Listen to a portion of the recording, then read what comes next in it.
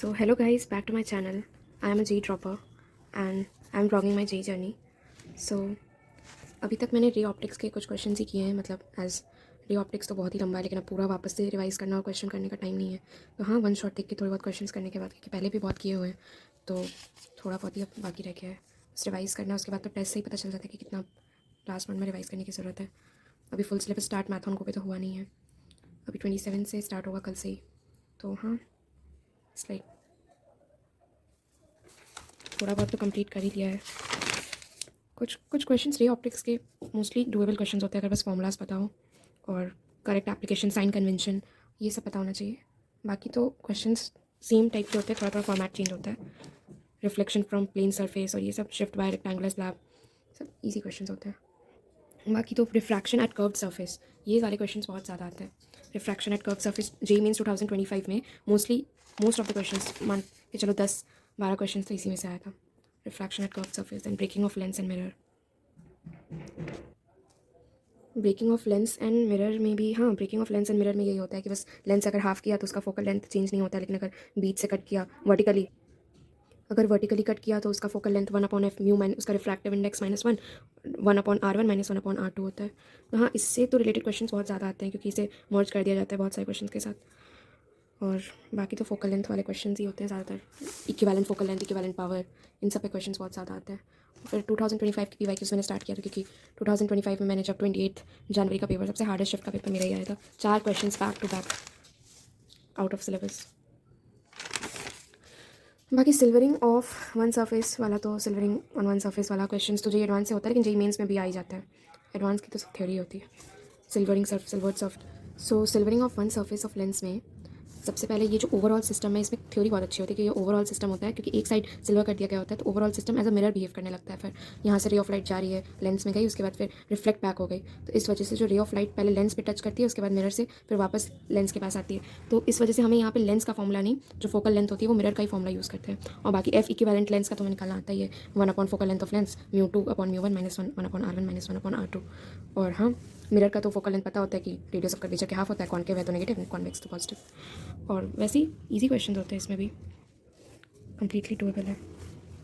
और ये फॉर्मूला बहुत यूज़ होता है, 1/f equivalent is equals to one by focal length of mirror -minus two by focal length of lens.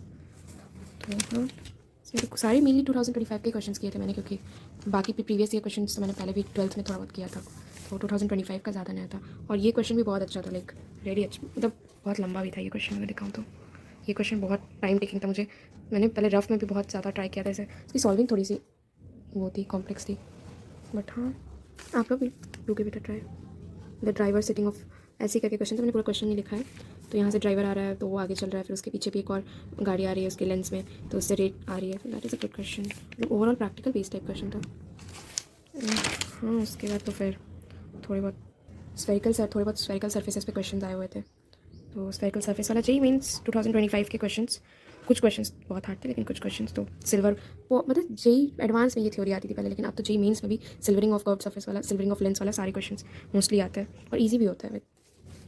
बाकी तो ये सिल्वर कोटेड हाफ लेंस में भी, अब बाइकॉन हाफ लेंस में उसमें भी सिल्वरिंग करके उसके बाद क्वेश्चन पूछ लिए जाते हैं। तो बस ये फॉर्मूला पता होना चाहिए, 1/f equivalent is equals to ये वाला। बाकी तो ईजी क्वेश्चन थे, लेंस के ऊपर बहुत सारे क्वेश्चन, बहुत मतलब ये क्वेश्चन भी लेंस ही का था, लेकिन हाँ, ये थोड़ा सा डिफरेंट था बस। यहाँ पे एक लैंडस्केप है, इसका एरिया गिवन था 400 किलोमीटर स्क्वायर, यहाँ से देख रहे हैं, कैमरा है उसके अंदर लेंस होती है, तो वहाँ उसकी इमेज उसके फोकल लेंथ पे कितने रेडियस पे बनेगी, ये सारे क्वेश्चन भी अच्छे थे। फोकल लेंथ ही निकालना था एट द एंड। बाकी तो डिस्पर्जन विदाउट डेविएशन वाले क्वेश्चंस थोड़े बहुत थे, कर्व्ड सरफेस पे, प्रिज्म वाले क्वेश्चंस बहुत कम ही दिखे मुझे, बट हाँ, मोस्टली लेंस पे, मिरर पे क्वेश्चन है। ये वाला क्वेश्चन भी बहुत थोड़ा सा ट्रिकी क्वेश्चन था ये, क्योंकि इसमें जो लाइक मिरर का जो होता है magnification, height of image upon height of object होता है, और उसमें μ/a, इसमें ये ड्राइव करना था, क्योंकि इसे इक्वेट नहीं कर सकते थे हम लोग height of image upon height of object b/u से, क्योंकि वो लेंस में ही होता है बस, ये मिरर में नहीं होता। तो इस वजह से इसमें इसे फाइंड करने के लिए हमें यहाँ से थोड़ा बहुत डेरिवेशन करना था कि height of object, height of image के इन्वर्सली, मतलब इन्वर्टेड इमेज बनेगी, तो यहाँ पे एंगल्स आई और आर छोटे हैं बिल्कुल, तो इसे μ स्नेल्स लॉ लगा के डिराइव किया गया था ये फॉर्मूला। तो लाइक क्वाइट ईजी फॉर्मूला। और बाकी तो वही सारे क्वेश्चन 13। और हाँ, ये स्लैब वाला क्वेश्चन था, एक क्रिटिकल एंगल वाला क्वेश्चन। क्रिटिकल एंगल वाले क्वेश्चन भी होते हैं, लेकिन मोस्टली मुझे कॉन्केव रिफ्लेक्टिंग सरफेस वाला, दो लेंस है, यहाँ पे बीच में ऑब्जेक्ट है, उससे यहाँ पे दोनों, तो मैंने तो यहाँ पे इसे कर्व सरफेस पे ऐसे वाला कर्व सरफेस पे निकाल लिया, फिर ये वाले को इस साइड से ना लेके, क्योंकि कन्वेंशनली ज़्यादा ईजी इधर से ही पड़ता है। तो हाँ, ये अच्छा क्वेश्चन था, ये भी क्वेश्चन 18 जो मैंने, ये 2025 के SRPYQs है, क्योंकि इसमें प्रोजेक्टाइल भी इन्वॉल्व हो गया कि यहाँ से ऑब्जेक्ट टिल्टेड है। ये वाला क्वेश्चन भी अच्छा था, ये वाला तो इसमें ऑब्जेक्ट थोड़ा सा टिल्टेड था, तो इसमें ऑब्जेक्ट टिल्ट होने की वजह से यहाँ पे इमेज भी टिल्टेड बनती, लेकिन इसका पोजीशन दोनों का अलग अलग था, क्योंकि यहाँ 1 सेंटीमीटर का ऑब्जेक्ट मूव किया हुआ था, तो इससे भी वैसे ही बनाना था। यहाँ पे पहले ए का object distance, image distance find करने के लिए हम लोग ने अलग से ए के लिए पहले किया, इसका ऑब्जेक्ट डिस्टेंस था, और उसके बाद इसकी फोकल लेंथ गिवन थी, तो सेपरेटली पहले ए के लिए फाइंड किया, उसके बाद फिर बी के लिए फाइंड किया हम लोगों ने अलग से कि मूव कर चुका है तो कितना होगा। हाँ, इसका भी जो बन रहा था वो यहाँ पे ये इमेज फॉर्म हो रही है, ये वाली इमेज फॉर्म हो रही है।